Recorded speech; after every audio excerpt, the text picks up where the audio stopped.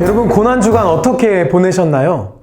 제가 옛날을 생각해보면 여러분 많았을 때, 그러니까 제가 초등부, 청소년부 시절엔 고난주간이면 다양한 활동들을 했었습니다. 예를 들면 금식기도, 하루에 한 끼 정도 금식하고 예수님의 고난을 묵상하기라든지, 혹은 특별 새벽 기도도 했었습니다. 어른들이 하는 특별 새벽 기도와는 별도로 청소년들끼리 하는 특별 새벽 기도회를 따로 하기도 했었습니다. 심지어 저희 전도사님은 저한테, 그리고 저희 청소년부 친구들에게 이런 부탁까지도 하셨습니다. 이번 일주일 동안은 우리 게임하지 말자. 그래가지고 이제 일주일 동안 게임을 못하기도 했었던 기억이 있습니다. 고난주간에 하는 다양한 활동들, 금식 기도하기, 새벽 기도 가기, 게임 안 하기. 그야말로 고난 그 자체였죠. 사실 우리나라 고난주간 문화에는 이러한 금욕에 관한 문화가 많이 묻어 있습니다. 금욕, 욕심과 탐욕을 줄이는 것. 물론 이것이 예수님을 깊이 묵상하는데 큰 도움이 되지요. 우리에게 행복을 제공하는 잠, 밥 먹는 거, 게임하는 거, 이것들을 줄이는 대신에 그 시간에 예수님을 더 생각하고 예수님이 나에게 주시는 행복, 예수님이 나에게 주신 기쁨을 생각하는 것 너무 좋죠. 그런데 만약 이렇게 되면 곤란합니다. 진짜 배고프다. 그래도 참아야지. 예수님이 겪으신 고통은 이거보다 더 심했을 거야. 라거나 새벽에 나오려니까 너무 졸리다. 그래도 참아야지. 예수님은 얼마나 더 힘드셨겠어. 참아야지. 라거나 너무 게임하고 싶다. 게임한 지 너무 오래된 것 같아. 그래도 참아야지. 예수님은 나를 위해 십자가에 못 박히셨으니까 나도 게임 정도는 참을 수 있어. 라고 한다면, 다시 말해서 예수님이 힘드셨을 테니까 나도 힘들어야 돼. 나도 배고파야 돼. 나도 잠을 참아야 돼. 나도 게임을 안 해야 돼. 라는 식으로 이 모든 활동들을 접근하는 건 옳지 않습니다. 정답이 아닙니다. 고난주간에 우리가 어떠한 활동을 하게 된다면, 금식 기도를 하든 특별 새벽 기도에 참여를 하든, 혹은 내가 SNS를 줄이고 게임을 줄이고 여러 가지 온라인으로 하던 것들을 줄이든, 이 모든 것이 예수님이 겪으셨던 그 고난을 나도 조금이라도 겪어보고자 하는 그런 시도가 되는 건 절대 불가능합니다. 안 됩니다. 예수님께서 십자가에 오르심으로 받으셔야 했던 고난은 오직 이 세상에서 예수님만 겪으실 수 있는 고난이었습니다. 예수님이 아닌 그 어떤 사람도 그 고난을 대신 겪거나 아주 조금이라도 체험하는 것 아예 불가능합니다. 예수님의 십자가 죽으심은 온전히 예수님의 것입니다. 그런데 부활은 다릅니다. 십자가에서 죽으시는 것은 오직 예수님만 할 수 있었던 것과는 달리, 부활은 예수님께서 하셨듯이 우리도 할 수 있는 것입니다. 부활은 우리가 체험할 수 있는 것입니다. 예수께서 이르시되 나는 부활이요 생명이니 나를 믿는 자는 죽어도 살겠고. 예수님께서 부활하셨듯이 우리도 죽었다가 다시 살아날 것입니다. 부활할 것입니다. 그러나 이제 그리스도께서 죽은 자 가운데서 다시 살아나사 잠자는 자들의 첫 열매가 되셨도다. 여러분, 분명하고 확실합니다. 우리는 예수님이 부활하셨던 것처럼 반드시 부활할 것입니다. 그런데 여러분, 부활을 믿으십니까? 부활이 믿어지십니까? 우리가 아까 찬양하기 전에 했던 것처럼 우리가 믿는 것을 고백하는 걸 신앙 고백이라고 하죠. 그리고 우리는 이 신앙 고백 시간에 사도신경을 통해서 신앙을 고백하곤 합니다.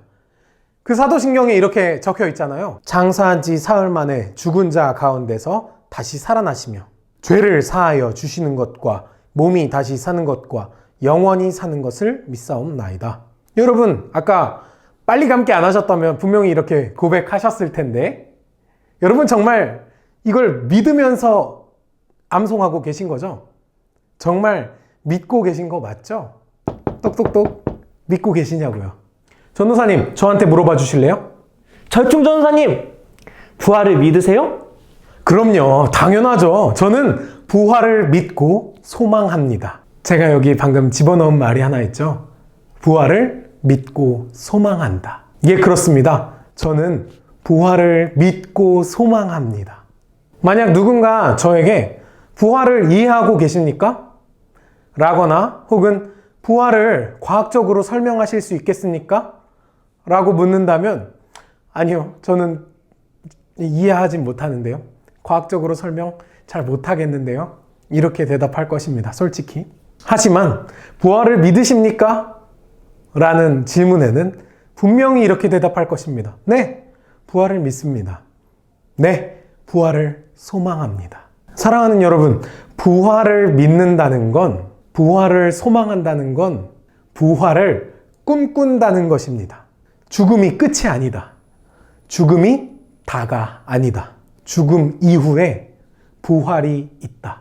누군가 저에게 절충전사님, 부활을 믿으세요? 라고 묻는다면 네, 저는 부활을 믿습니다. 부활을 소망합니다. 라고 대답할 것입니다. 그리고 이것은 제가 나중에 부활하여 하나님 나라에 이르러 하나님을 영원히 찬양하고 하나님을 영원히 예배할 것, 그리고 그 하나님 나라에서 제가 너무나도 보고 싶었던 그 사람들과 함께 하나님을 예배할 것을 기대하는 마음으로 부활을 믿는다고, 부활을 소망한다고 대답할 것입니다. 저는 오늘 여러분들과 함께 부활의 아름다움에 대해 이야기하고 싶습니다.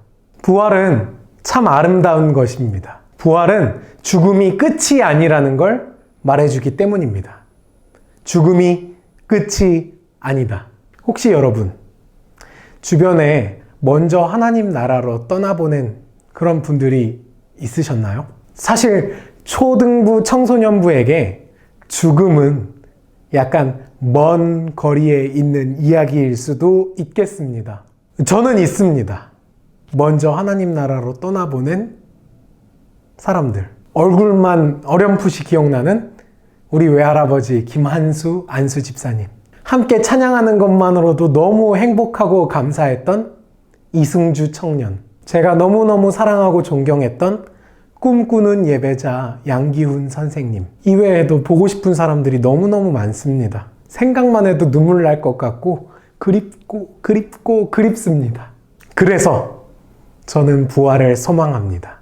저는 부활을 믿고 소망합니다. 그래서 저는 부활하신 예수님을 믿습니다. 하나님 나라에서 우리 외할아버지랑 승주랑 양기훈 선생님 만나서 함께 영원히 삼위일체 하나님을 높여 찬양할 그날을 기대합니다. 그날을 소망합니다. 부활의 그날을 믿습니다. 그래서 저는 부활을 믿습니다. 부활을 믿는다고 말하겠습니다. 놀라지 말라. 너희가 십자가에 못 박히신 나사렛 예수를 찾는구나. 그가 살아나셨고 여기 계시지 아니하니라. 보라, 그를 두었던 곳이니라. 할렐루야. 예수님의 빈 무덤이 우리의 소망입니다. 예수님을 믿는 우리는, 부활을 믿고 소망하는 우리는 마침내 하나님 나라에 이르러 하나님을 만나 뵙게 될 것입니다. 보좌 위에 앉으신 예수님을 만나 뵙게 될 것입니다. 그리고 그토록 보고 싶었던 그 사람들과 함께 예배하게 될 것입니다.